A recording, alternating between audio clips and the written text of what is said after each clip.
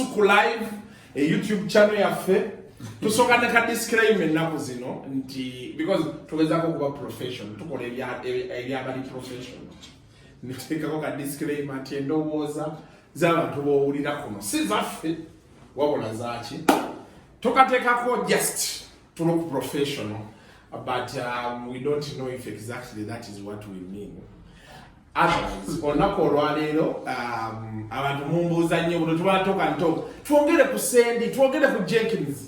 Ndine omukulu Uncle Eddie Sendi aka Eddie Murphy. Aka Eddie Murphy kasimba okulabika mu Red Pepper. Yene Red Pepper yabaaki. Yali bambi. Ebigodi bya Mama Fina byabasanga. Ebikolimo bya Mama Fina. Naye bana bakuba ekintu baba. Anyway, Edison ndisokobuze ku bantu abatulaba as we move into more serious issues. Abatulaba ku Kasuku Live.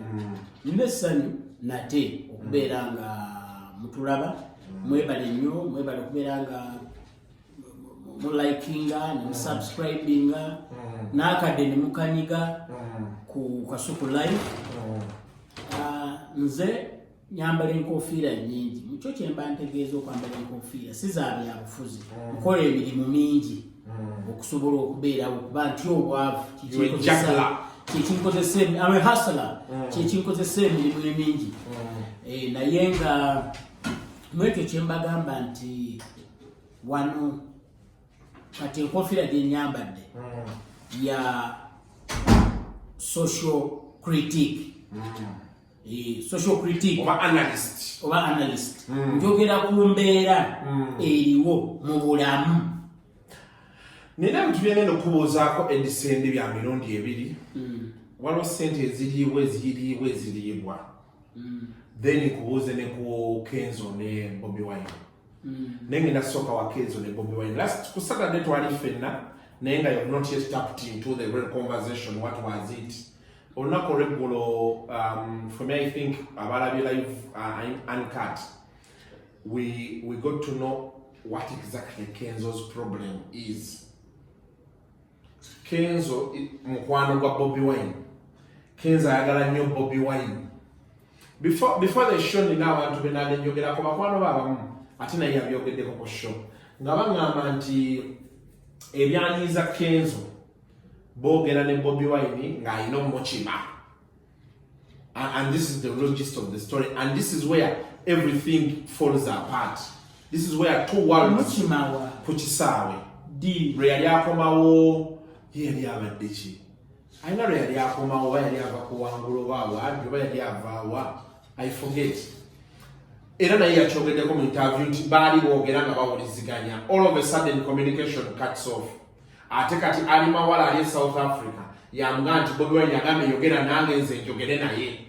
Okitegeera kukulaba kuba ye yali mu kyenawulidde ate nakirala byayogera ng'agamba nti yali yamusuubiza omukima ku kisaawe mu bitiibwa because at that time jjukira Kenzo yali ayimbye ennyimba ezikuba gavumenti kati nga baagala kulaga our power owulira otegeera basic details of music industry, politics of music industry.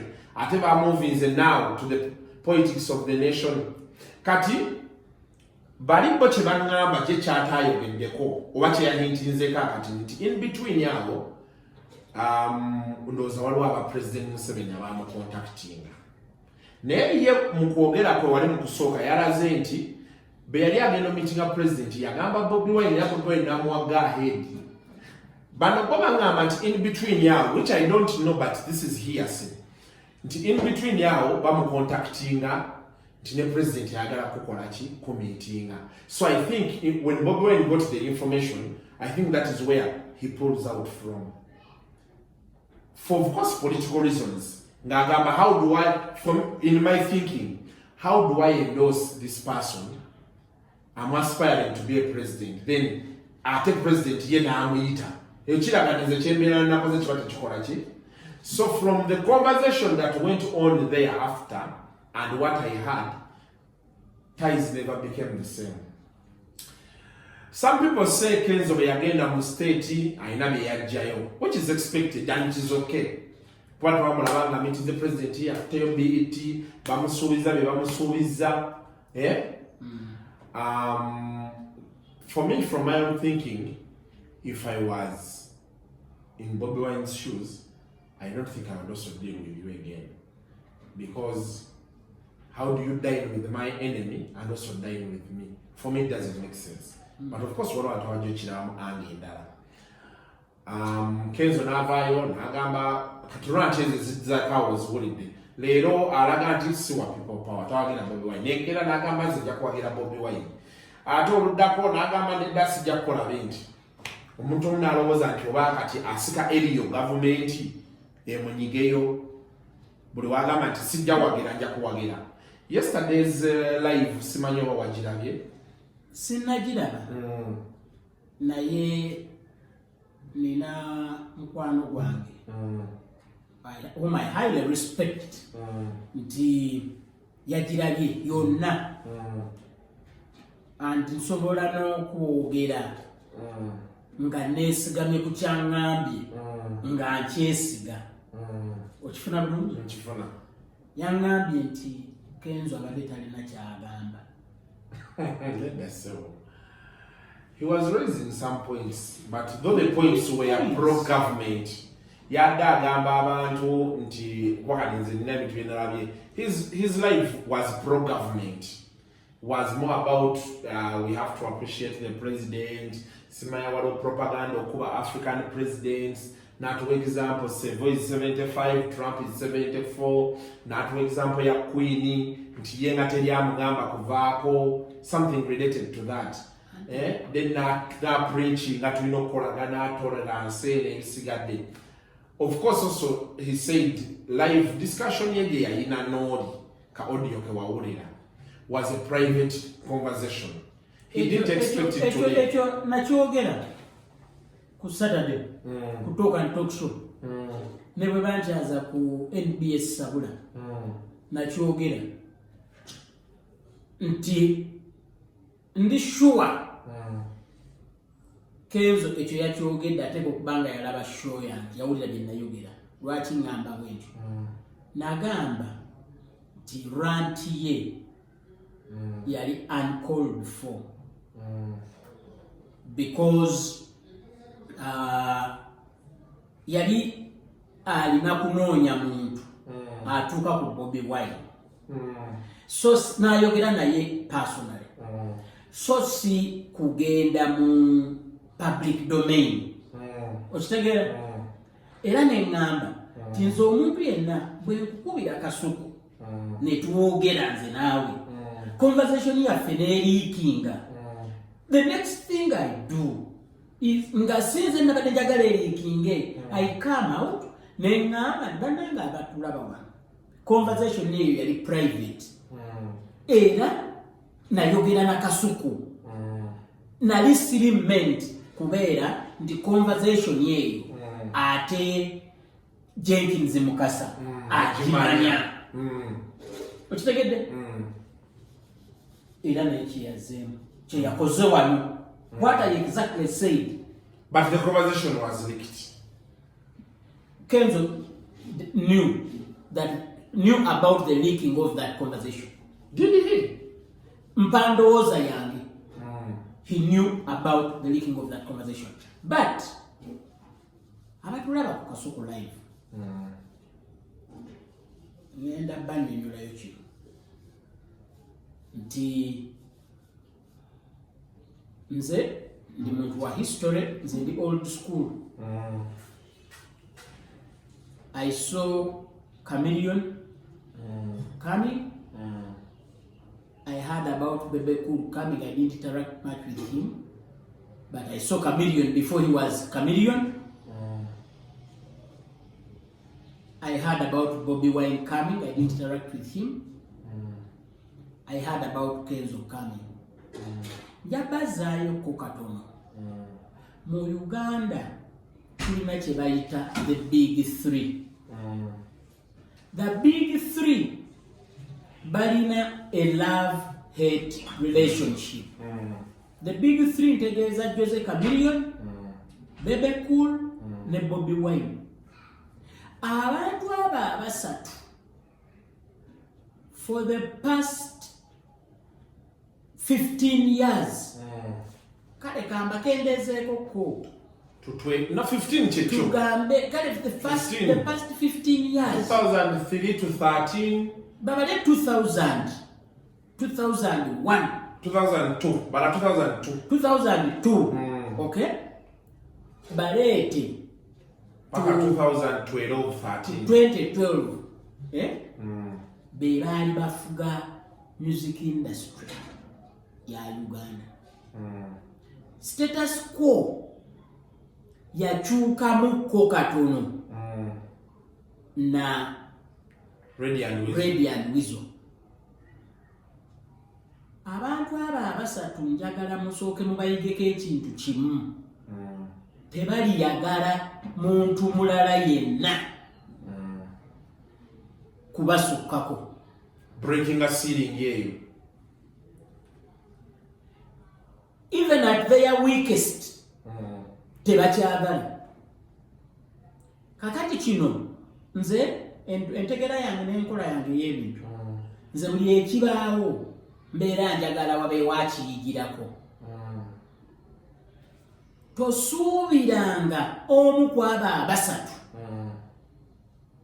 nti ajja kujja ku receiving gwe omukozese ng'eddaala olye show Ate ne one time. Ekyo tokisuubiranga Nti Kamili asobola okukkiriza akuteerewo kino olinye oyambuke. Ekyo tokisuubiranga. Era yalwana nnyo ku Good Life awo. Nti Bobby Wine nti ajje Kenzo okomawo tyakuteerewo eddaala gw'oli obutaala. Ekyo tokisuubiranga. Nti Bebe Cool ajje akuteerewo eddaala gw'olinye ofune obutaala. Ekyo tokisuubiranga. Those three guys era balinganga abalina pact oba understanding. They reduce one another, but at the same time they respect one another in a weird way. Abagoberezi b'entertainment mujja kuntegeera. Abatagoberera entertainment abagwamu engwe temujja kuntegeera. Kyekinjogeza ekyo. Kati gwali eyo omulala kiyige ti aba abasatu tobasuubiranga okuteerawo eddaala. Tobasuubiranga kwegamba mbu gw'ojja omulinnyeko olabike ti y'omulabise. Ekyo tekisoboka. Ngenda bawaayo incidents. Recently, Chameleone is celebrating a birthday. Bebe Cool n'agenda. Tension ye yaliwo. You would cut it by the knife. To the extent. Teori yatuko okuwa kubya ekifaananyi. Chameleone n'alinnyawo ku kigulu mu bwati. Naliwo. Munne n'amugamba nti, musajja. Kati weekubyanga oli waggulu. Abantu bagambe nti ndi mumpi.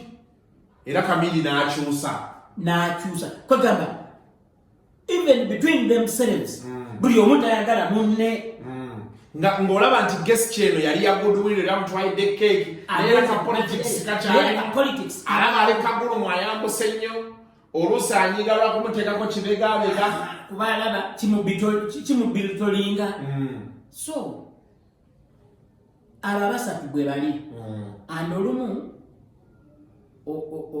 bino byogera abayiga ne basobola okuyiga ne bamanya. Si mu bubi. Njabawaayo ekintu ekirala. Saagala nnyo kwogera politics kubanga nze I feel politics is dirty. And abantu babeera bali mu mirembe. Omwami n'omukyala baagalana bulungi. Abantu bali mu bbaala yagana bulungi omwenge. Kasita politics ajjamu ababadde obulungi nga baawukana. So nze sagala n'okwogera politics naye njaba wayo ekyokulabirako sinsobi mbanyonnyola the three beyitanga ki the top three mbawadde example ya birthday party ya Kamili Bebe kwe yagenda nga yamutwadde ne cake. It is not a mistake nti Chameleone nti Bobi Wine talina receiving a Chameleone nti era teyamu-receiving ku NUP yagendayo kupikinga phone. It is not a mistake. It is tactical. Era njakubabuulira kino nti okurecevinga bano abalala bonna abo they are not a threat to the top three. Okurecevinga Geoffrey Rutaya ne mukyala we ne Walukagga ndowooza mwabalaba bonna baali Kaganda. Okurecevinga back Mayinja back into the fold, all that is hogwash. Ekinyusi kurecevinga Chameleone ekyo mujja kubaawo okukiraba muyinza n'obutakiraba because the top three bo bwe batibwe babeera. Kati waliwo yaddanyumizaako stories za mirundi ebiri Bobi Wine bino obululu bwe bubeerawo bayirewo obululu bwabeerawo nga Bobi Wine nga yeesimbyewo nga ndi nnyo ne Kamili ebiseera ebyo sijja kwogera what transpired naye Kamili n'agaana ogendo yimba yagaa nti bw'atangobera simu nannegayirira sijja ngenda kanaterengera awangula ku lwokuna ne bamudikira yalinga ku Lwokutaano show ya Kamili Bobi Wine n'ayiikawo Bobi Wine bw'ayiikawo Kamili backstage n'agamba aliyamwise agala kulya show kati agala kulya show yange asena mwitako n'ate wali twagenda olaba oh my brother kati oli nannyumiza nti Bobi Wine yamala ebbanga ayita Kamili ajjeko ewuwe kati Kamili n'afuna olunaku lumu n'amba nti nzijewo naye saagala kusangawo bantu balala njagala bemanzi tatubeerewo fekka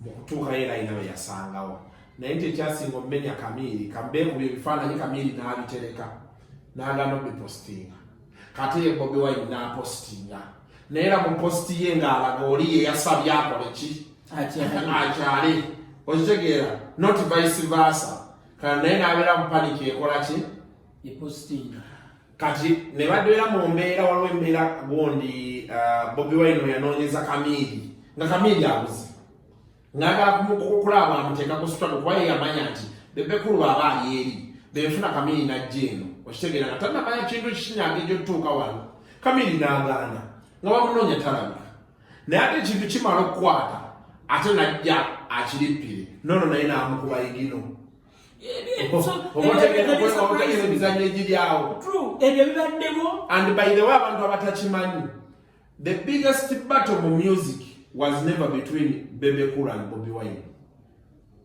It was between Bobi Wine and Chameleone. Though it was silent. No. For me, that is what I think.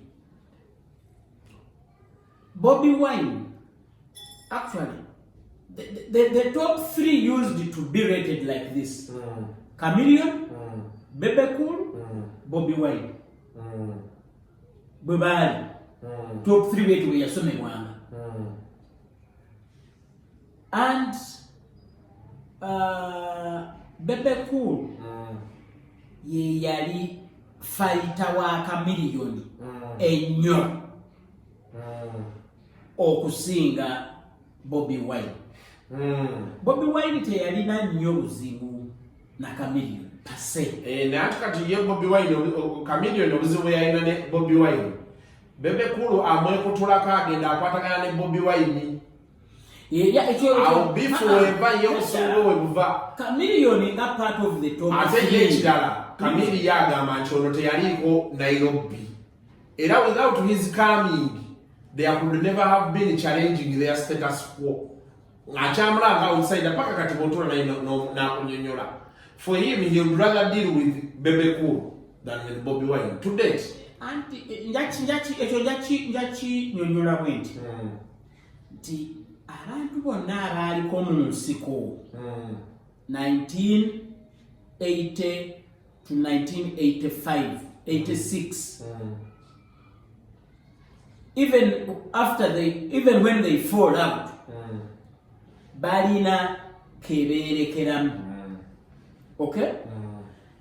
Era omuntu yenna yaliko mu nsiko bw'asisinkana ataaliyo naddala omuntu nga ya falling out ne gavumenti n'asisinkana ataaliko mu nsiko ng'ali mu buyinza obwaleero obusungu olaba nga bw'amaanyi nnyo kwegamba ono amulabanga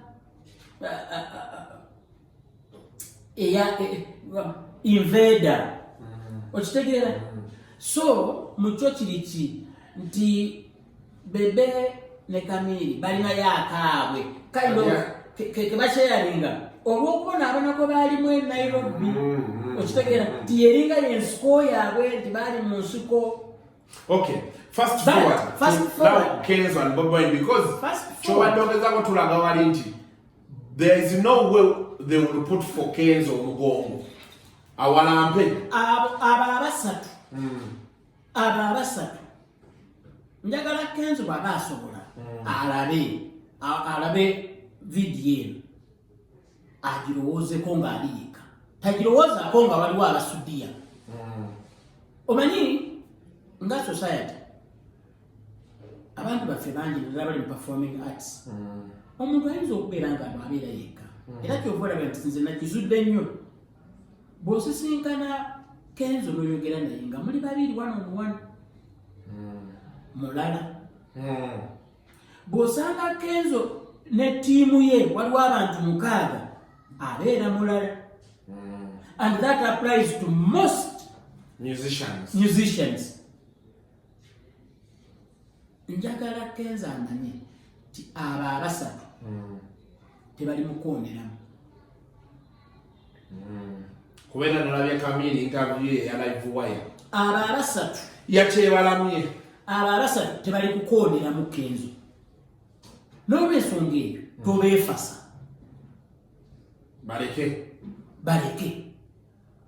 Ekirala Kenzo nkiwa naawe abantu gye bali nga baali bakubidde ku ssimu n'otazikwata baali bakuweereza ku message n'oziraba n'otaziddamu. Ekyo ekintu kiri mu bannayuganda bangi abantu gye bali ng'alaba message n'atabagalinga kugiddamu. Forget the excuses.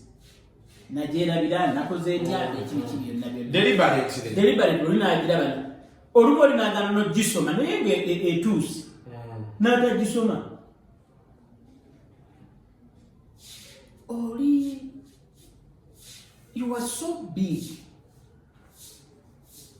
you've climbed mountains. Kiki kyokyanoonya mu kubeera nti Bobi Wine akurecognizinga? Sebo muganda wange. So Bobi Wine yalina omupiira sebo kati. Listen. Ate si mu entertainment nationwide. Let me tell you this.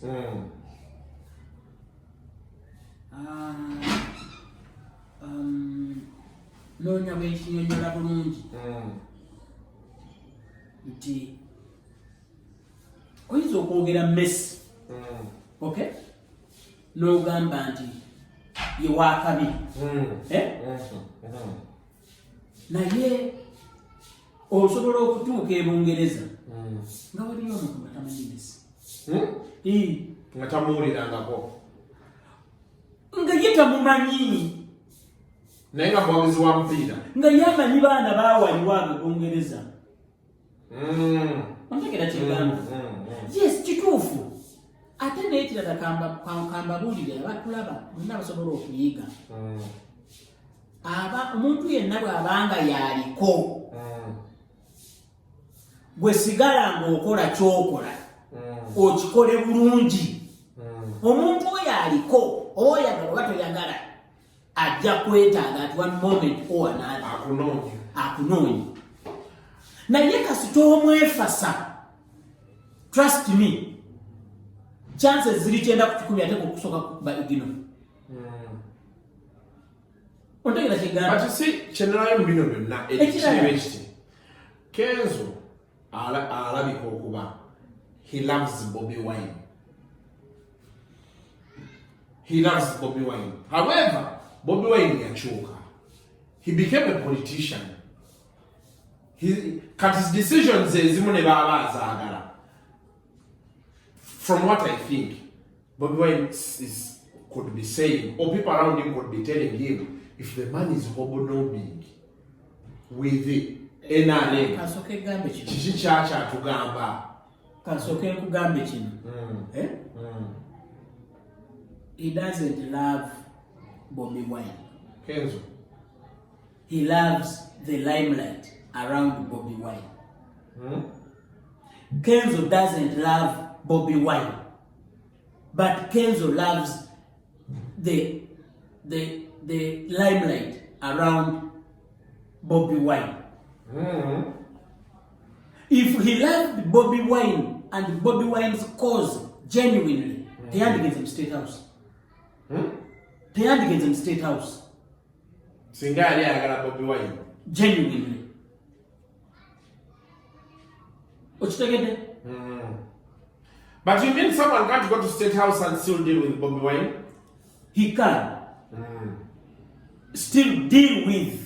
Kubeli yagenayo nga musician. Ebyo mbikoye bisimanya nze njogera na Bobi Wine the musician sogera na Kyagulanyi the politician. Njagala omwamusibe Kampala omulala yimbire Arua. Ngeno bamusibye Kampala. Njagala omuyimbi agenda Arua yimbe. Munnabyabufuzi bamusibire Kampala. Eyo falasi. Okifuna? Omuntu y'omu. Okay. Ochitegedde bulungi. So you're saying Kenzo does not like Bobi Wine? No, he doesn't. Ayagala limelight. Omanye essaawa eno Bobi Wine alinga ebbaati gana gakwata ensenene. Alinga ekitaala bikwata ensenene. Ensenene zijja wayitaala. Ensenene ziba nezizze ku ttaala. Ziba zizze mu kitangaala kiri. Ne bazikwatirayo. Ne zigwa mu kibaati. Nkukakasa abo abantu abasinga bemulaba bali ku Bobi Wine. Bojjawo kamera. Boogera birala. I can assure you. Abantu abasinga naddala ba artists abahobnobinga ne Bobi Wine bojjawo kamera boogera birala. Ate abantu njagala baleme kwerabira. Nze saagala kozesa bigambo ng'okugamba nti mu art mulimu nnyo abenkwe. Nedda enkwe zirimu ffe abantu mu society. Generally. Okitegeera? Ne mu basawo enkwe gyeziri. Ne mu balooya enkwe gyeziri. Ne mu bazimbi enkwe gyeziri. Gw'omanyi lwaki abazimbi omuzimbi tazimbira munne madaala gano ge balinnyako nga bagenda okuzimba ennyumba waggulu. Yagezimbira. Buli anaagalinnya gwe weezimbira amadaala ago. So that bw'ogwa teweekwasa nti kasuku wanzimbidde mu byamadaala. Naye nga kutya nkwe z'abantu lulima kyazimukola mwenna asobola okubako omusumaali n'agokubako katono ne gutakwata eri olulinnyako n'akakalaayi n'ovaayo n'ogwa. So kwegamba nti n'abantu n'abayimbi bannakatemba baki bonna obalaba bali ku Bobi Wine bwe bati tebaagala Bobi Wine baagala kitangaala kiri China. Naye why could Kenzo want limelight from Bobi Wine? From his life he says he's a traveled man, akutudde passport si, aina international community emumanyi. He has over 1 million followers on Facebook. He has 1 million on Instagram. What light is Bobi Wine giving him? That international recognition of his, the biggest chunk of it is virtue. it is virtual. 1 million virtual. Techiri physical. Techiri physical. Uchifuna? Nti wano. Alina 1 million virtual.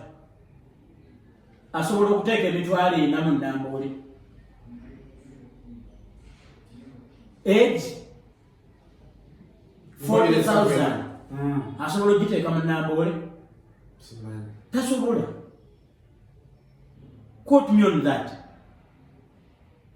Ekirala, omuntu yenna gy'akoma okubeera ow'amaanyi ate gy'akoma okwagala limelight. Abatayagala emuveeko. Nja kuwa ekyokulabirako. President Museveni musajja w'amaanyi. Limelight agirina. Okitegeera? Naye Gaetano bwe yakomawo, President yali forced okumutumya Jamulabi. You know why? Ayebuza mwana kyalidde show. Oyo yali alidde show ajje. Dailies aziwambye wiki B. Ajje. Security ngemwadde report y'omuvubuka yabadde ku TV show e South Africa n'asanyalaza Entebbe Road. Yalina omuyita. So, mu ngeri y'emu ne Kenzo, okitegeera, with his international fame, gy'ayagala ki? Light ya Bobi Wine. So what do you think Kenzo should do? And what should Bobi Wine do? What Kenzo should do? Kenzo should concentrate on his music. 2, ataze nnyo okutagala ate wa Bobi, ate wa Museveni, ate wa Bobi, ate n'abeerako kitengejja ali eno. Okitegeera? Afune wamu. Actually nze amagezi ge muwa taddamu kwogera ku politics. Amute. Unless he's paid. Because there is a line of theory that if he's paid, would be paid. If he's paid, to do whatever he's doing. If he's paid, problem eriwo. Kaliya ye teri worth sente zonna basasula zibasobola musasula. Onfuna? Ebintu ebiri political abite. Asigale mu mobile. Asigale ku mobile gwe. Ate bw'aba agamba nti ye Bobi Wine kyaliyuwe. Agenda kulumwa nnyo omutwe. Ajja nagwira bwerere ddala.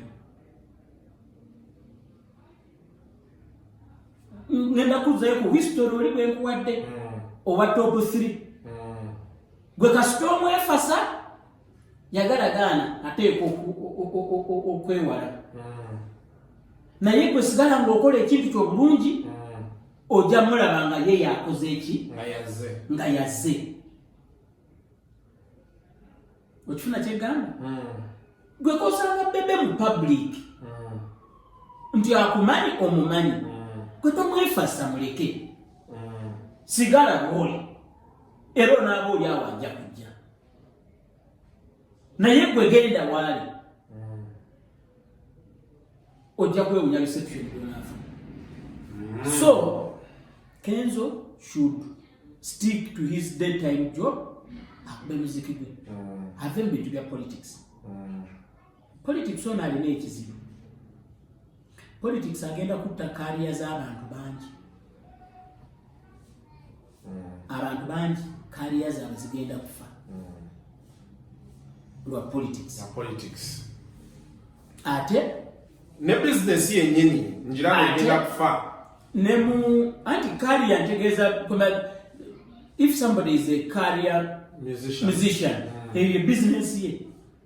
So everything goes down. Ate nemu politics ate bali mekubeera successful. Okitegera kyengamba? And problem endala eriwo omuntu mu music asobola okubeera ow'amaanyi ne baba tayiiya n'abeerawo Okitegeera? What yabera nga mu industry are respected, which is not the case. Which is not the case with politics. Nti mu politics tulabye bangi abaali babaddewo ko ab'amaanyi nga kati tebalina we bali. Leero tebalina we bali. Bw'alabikako mu bantu okubwatuka ne basika. Tulabyeko ku bavubuka abaali abato nga ba firebrand. Sikyogera mu bubi, njaba wayo example ya Mike Mabike. Yaliwo konga wa maanyi nga be bavubuka abato. Okitegeera? But I can assure you, atambula okuva e Busega Park ekibiri nga tewali akyuse. Nga tewali akyuse. So Kenzo n'abantu ab'endowoozayo, advice yange muve mu politics. Ate Bobi Wine, kuba is the center of discussion, but he has not replied anything. As Siri said, don't you think for the relationship, leave alone Oli agenda our president, don't you think he should reach out to Kenzo for the friendship they had or they have? Omanyi omu ku bantu abazibu okuwa amagezi ye mulya mmere ng'ali ku top. Ate nze olw'okuba saagala nnyo okuwa amagezi nga manyi nti tegajja nakola, nja muleka. Omuntu asinga okuba omulungi okuwa amagezi ye muntu alinnya oba omuntu agwa. Abo ababiri bangu nnyo bakuwa amagezi babeera very attentive. Naye ali waggulu. Kiziro. Okay. Kasuku Live bakunnyonnyodde omukulu Eddie Sendi embeera ndowooza kati gwe abadde tagimanyi bulungi. Bakuwadde just a brief history of what the top 3 can do and why it is happening to Kenzo and why Kenzo is as he is right now. So tetujja kusukawo, you can pick what you want to understand okiyige ate kyotasobodde kuyiga. For we are not responsible for your empty head. Sibekiri. Tetusobola kubeera responsible for your empty head. Box yo enough. Bamuyita Eddie Sendi. Sajja ono wayambala omusajja. Kati ebyendo obikwata obisuule wali. Naye nga embeera eriwo abantu bangi balinga bagamba waki Sendi tomutuleeterako, waki Sendi tomutuleeterako. So tumubaleetedde. Tujja kwongera okuba nga tumufuna. Of course, you can as well catch him on the Talk and Talk show every Saturday sawa nya paka musanvu ku 90.4 Dembe FM oba ku YouTube channel eno yennyini tubeera streaming live. So you subscribe and hit the button. Ebisigadde tujja kuba nga tubibasanza. Kasuku kukuwazabanga semanengene. I sign out and say bye bye. See you, man.